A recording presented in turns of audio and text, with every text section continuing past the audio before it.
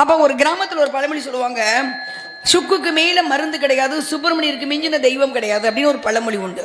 பழமொழிகள் எல்லாமே ஆதாரபூர்வமான உண்மை. நமக்கு முன்னாடி வாழ்ந்தவர்கள், நம்முடைய முன்னோர்கள் எந்த ஒரு பழமொழியுமே அவங்க விளையாட்டா சொல்லி வச்சுட்டு போனது கிடையாது. அது எல்லாத்துக்குமே ஆதாரம் இருக்கிறது. அதுக்கு ஒரு காரணம் இருக்கும், மூல காரணம் இருக்கும், மூலக்கரு இருக்கும். அப்போ சுக்குக்கு மேல மருந்து கிடையாது. சுக்குக்கு மேலங்கிறது அந்த கிராமத்தில் சுக்கு பட்டையை சிவி தான் வச்சிருப்பாங்க.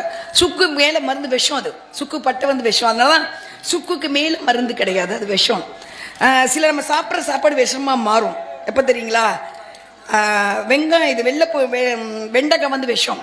எப்போனா தைராய்டு வந்தவர்களுக்கு வெண்டைக்காய் விஷம், காலிஃப்ளவர் விஷம், அது மாதிரி முட்டைக்கோஸ் விஷம். அந்த சின்ன வெங்காயம் இருக்கு பாருங்க, அது ரொம்ப நேரம் உரிச்சு வச்சுட்டா விஷம். சின்ன வெங்காயம் தான் எல்லாத்துக்கும் மருந்து. சின்ன வெங்காயம் சமையல் ராணி. அவங்க எல்லா மருந்தையும் எல்லா வியாதியும் காப்பாற்றுவாங்க.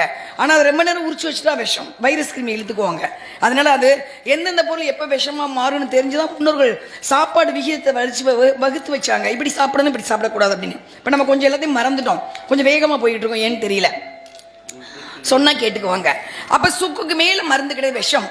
சுப்பிரமணியன் கடவுள் விஷம் தான், சுப்பிரமணியன் விஷம் தான். எப்படிக்கா அப்படிங்கிறீங்க? ஜாதிலிங்கம், மனோசலை, கெந்தி, காந்தாரம், தாரம், ரசபாசனம், கவரி பாசனம், வெள்ளி பாசனம், தொட்டி பாசனம் என்ற 9 பாசனத்தால் செய்யப்பட்டது பழனி பாலதண்டாயுத பாணி சிலை. செய்தவர் யாரு? போகருங்கிற சித்தர். செஞ்சு எத்தனை வருஷத்துக்கு முன்னாடி? 5010 வருஷத்துக்கு முன்னாடி சிலையை செஞ்சு முருகன் சொல்லிதான் செஞ்சது. தெய்வம் பேசும். நீங்க நினைக்கலாம், எப்படி தெய்வம் நம்மோடு தெய்வம் பேசும். இன்றும் நம்மோடு பேசும். நாம் சரியாக வணங்கினால் நம்மோடு பேசும். நாம் நிராயுதமா நிர்கதியா தெய்வத்தின் முன்னால் நின்னால் தெய்வம் நம்மோடு பேசும். ஆனால் நமக்கு நம்ம ரொம்ப அவசரமா வாழ்ந்துக்கிட்டு இருக்கோம். அவசரமா சாப்பிட்றோம், அவசரமா குளிக்கிறோம், அவசரமா வேலைக்கு போறோம், அவசரமா பணம் சம்பாதிக்கிறோம், அவசரமான ஒரு வாழ்க்கை வாழ்றோம், அவசரமா போய் ஆஸ்பத்திரியில் படுத்துக்கிறோம். அவ்வளவுதான். அப்ப நிதானமான ஒரு வாழ்க்கை வாழ்ல கண்டிப்பா தெய்வம் நம்மோடு பேசும். அப்ப போகர் முருகப்பெருமான் சொல்றார், இந்த பூமியில ஜீவராசிகள் உற்பத்தி 5010 வருஷம் மாதிரி ஜீவராசிகள் கிடையாது. அப்ப ஜீவராசிகள் இல்ல, எண்ணெய் சிலையாக செய்துவை. ஏன்னா ஜீவராசிகள் உற்பத்தியாக போறாங்க. அப்ப ஜீவராசிகள் வாழணும். அவங்களுக்கு உதிரம் என்பது ரத்தம். உதிரம் உடம்புல ஓடினாதான் வாழ முடியும். அந்த உதிரத்தை மாற்று உடம்புல நம்ம சாப்பிட்ற சாப்பாடு உதிரமா மாற்றக்கூடிய சக்தி எதுக்குன்னா செவ்வாய் கிரகத்தின் கதிர்வீச்சு. பூமியை சூரியனை சுத்தி 9 கிரகம். அந்த 9 கிரகத்தில் 3வது கிரகம் பூமி. பூமிக்கு முன்னாடி ஒரு கிரகம், பூமிக்கு பின்னாடி ஒரு கிரகம்.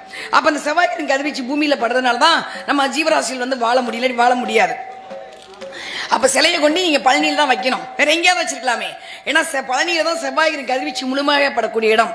அங்கே வச்சோம்னா அந்த சிலை மேல அந்த செவ்வாய்க்கின் கதிர்வீச்சு பட்டு அப்படியே உலகம் பூரா வியாபிக்கும்.